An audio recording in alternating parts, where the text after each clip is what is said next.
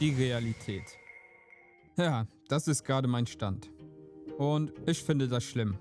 Und genau deshalb ändere ich es. It's one small step for man.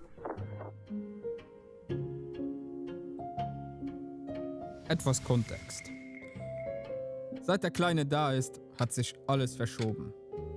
Zeit, Schlaf, Fokus, Essen, Bewegung. Ja genau, ich bin Vater geworden. Aber das hier wird kein Vater-Content. Das wird eher ein Challenge-Video.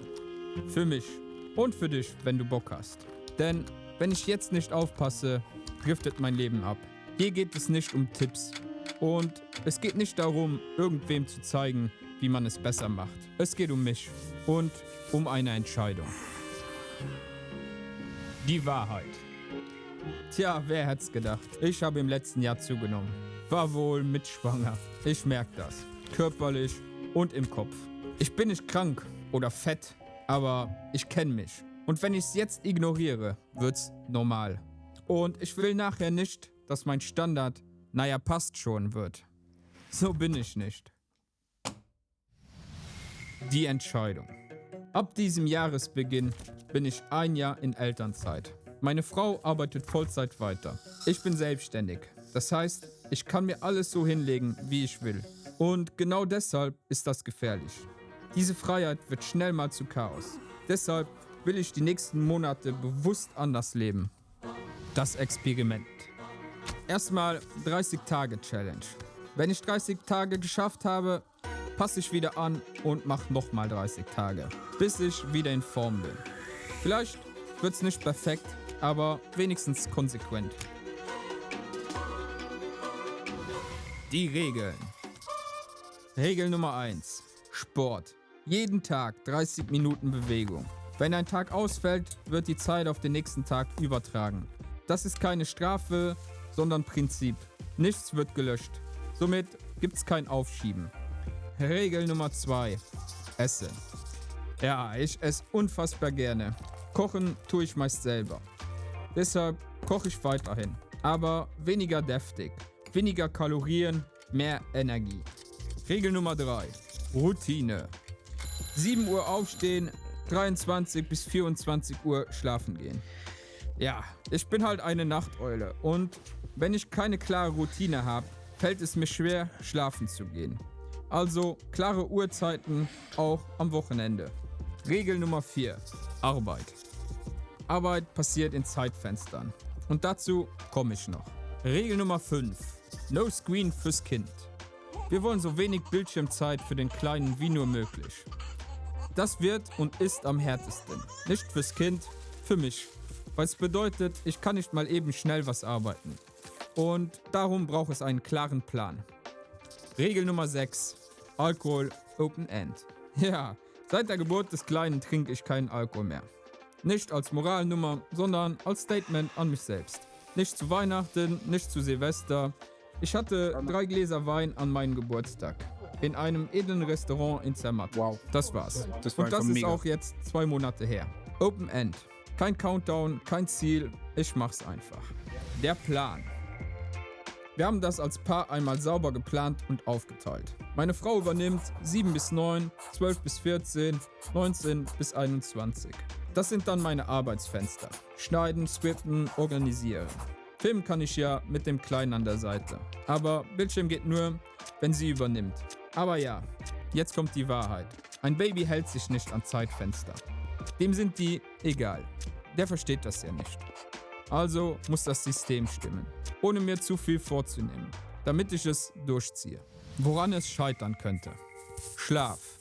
Das Problem ist klar. Wenn ich schlecht schlafe, will ich am nächsten Tag 2 Sachen. Meine Ruhe und sicherlich kein Sport. Arbeit. Wenn ich schneiden will, kann es mal vorkommen, dass der Kleine meine Aufmerksamkeit braucht. Er hat immer Vorrang. Außerdem muss ich ja noch irgendwie Geld verdienen. Essen. Ich liebe einfach deftiges Essen. Daher wird das ab und zu meiner Belohnung. Das Ding kann nur funktionieren, wenn es nicht auf Krampf getrimmt ist. Denn ich verlasse mich ganz klar auf meinen Willen. Verliere ich an einem Tag zum Beispiel, wo ich müde bin, hole ich es im nächsten Tag wieder raus. Wille hat das Projekt gestartet, Struktur entscheidet, ob es funktioniert. Wann geht's los? Montag, der 5. ist Tag Nummer 1, also morgen. Es wird nicht perfekt, aber ich habe gestartet und das ist erstmal das Wichtigste. Pure Motivation und purer Wille. Der Rest wird schon. Mein Versprechen. Ich ziehe das durch und ich dokumentiere es so ehrlich und so nah, wie ich nur kann. Wenn es läuft, seht ihr es. Wenn nicht, seht ihr es auch. Und wenn du sowas gerade brauchst, mach nicht alles. Mach vielleicht eine Regel, 30 Tage. Schreib mir gerne die eine Sache, die du 30 Tage machst. Und wir motivieren uns gegenseitig. Wie geht's weiter? Nach 2 Wochen zeige ich, was hat wirklich funktioniert, was war Wunschdenken und wo musste ich nachjustieren. Und jetzt Timer an und Abfahrt!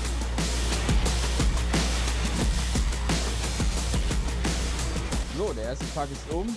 Bin jetzt fertig mit Arbeiten, gehe jetzt schlafen und der Tag hätte auf jeden Fall nicht besser laufen können, denn ich bin vor 7 Uhr wach geworden. Um 5:30 bin ich aufgestanden.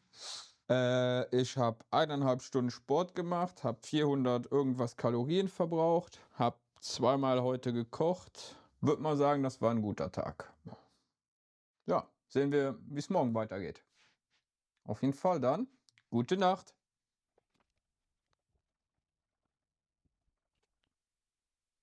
Guten Morgen. Es ist Tag 2. Heute war es schon deutlich schwieriger aufzustehen. Ich bin auch noch etwas verschlafen. Ja, es ist der 3. Tag. Ich habe ein bisschen verschlafen. Gestern habe ich nicht mehr viel gefilmt, da ich schon um 6 Uhr kaputt war. Dann habe ich mir einfach einen schönen Abend mit meiner Frau gemacht. Auf der Couch bei einer Serie. Modern Family. Also die ersten 2 Tage merke ich auf jeden Fall. In den Beinen. Bin etwas kaputt. Ich habe auch gestern nicht mehr gekocht. Wir haben dann Indisch bestellt. Wie gesagt, nicht auf Biegen und Brechen. Sonst funktioniert das Ganze nicht nachher. Abnehmen ist ein Zeitspiel und kein kurzes Rennen. Wenn man will, dass es funktioniert, dann spielt man auf Zeit.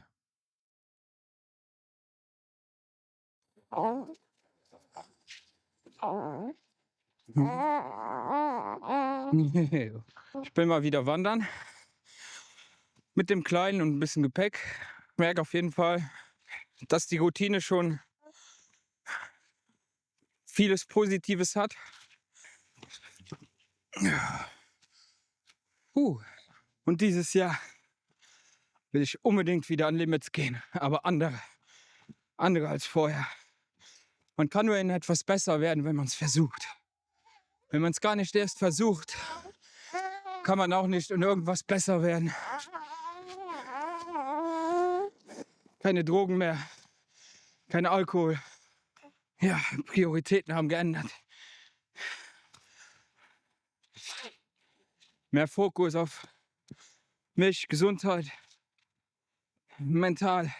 Aber dieses Jahr will ich unbedingt auf ein neues Level kommen. Und jeder, der in seinen 30 ist, wird irgendwann verstehen, dass es immer schwieriger wird, zu leveln und Gewohnheiten zu brechen. Und ja, und das will ich dieses Jahr auf jeden Fall schaffen.